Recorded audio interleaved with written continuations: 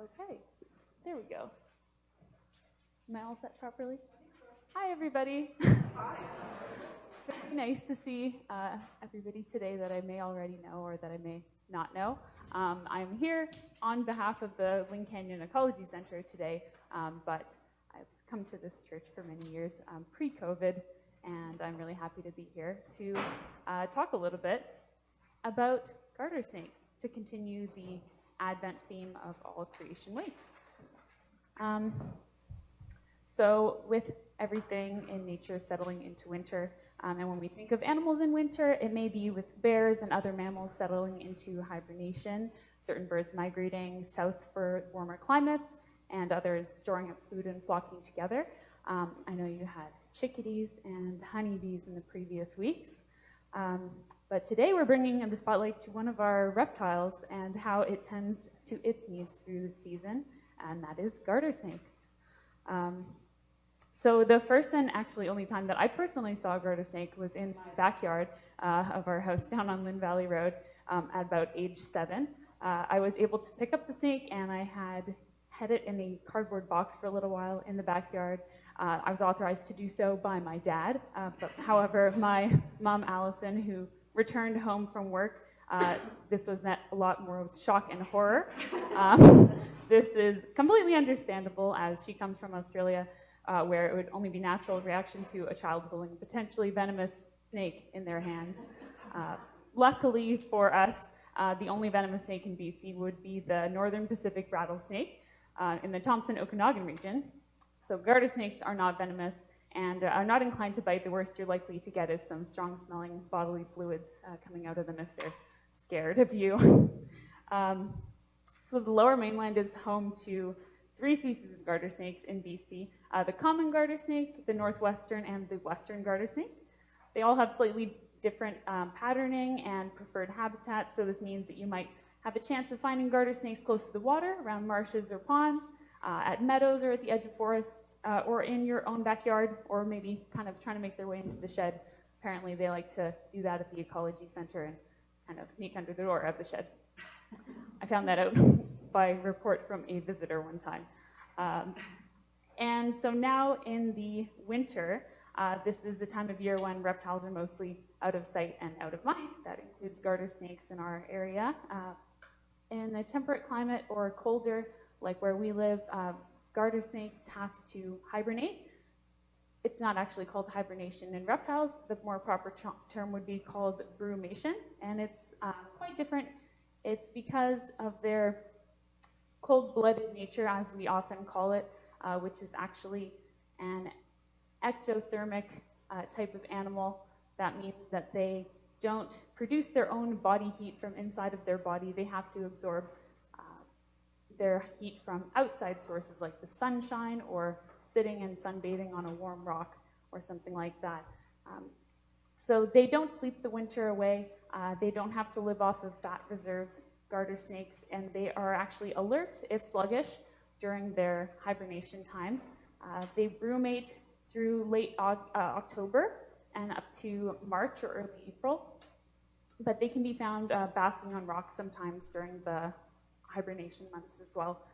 And for them, they actually don't have to eat. They are able to store up all their energy. They don't have to over-store it like a bear might have to do. They just don't use any of it when they're kind of in this state of brumation.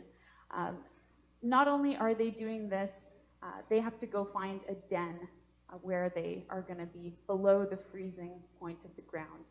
So this is where garter snakes den up with a lot of other snakes. There may be tens, hundreds, or even thousands in a den. And not usually here. There's some places in other areas of Canada where you might get more. But in 2015, the Wildlife Rescue in the Metro Vancouver area actually found themselves housing over 500 garter snakes when a construction site was disturbed in Delta. So you never know what you might find. And so these garter snakes, when they're looking for a place to den, they actually do appear to be able to orient themselves to the sun and the position of the sun. It helps them navigate between their summer foraging grounds and their winter dens. And you'll find different species of snakes, garter snakes, and even other snakes that we have in the province, all denning together. And when they have a mix of the different kinds of snakes, it will typically be in these larger dens, larger amounts. And then by spring, when they're actually coming out of their dens, this will be also a spectacular mating display when they've emerged. And then they will disperse in early summer. And something else that I did not know about garter snakes until quite recently was that they actually give birth to live young. So they don't lay eggs, unlike some other snakes. And if you've ever found a garter snake, it might have been to mixed reaction from the humans present. Not everyone is a fan, but snakes as animals do have a kind of reputation for being sneaky, slithery. You might have a vicious group of people being called a nest of vipers. If you think of a pit of snakes imagery like Indiana Jones comes to mind, maybe not the most pleasant thing, but the terminology is actually accurate. A pit or a den of snakes is one way to call it, but a group of snakes can also be called a bed of snakes, which I think is a little more cozy for the winter season here.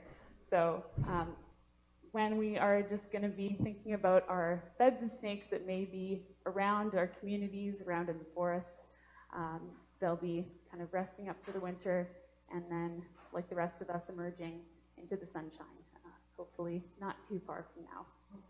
If you have garter snakes in your area or in your backyard, or if you want to make a nice home for them, there's a few things that you can also do.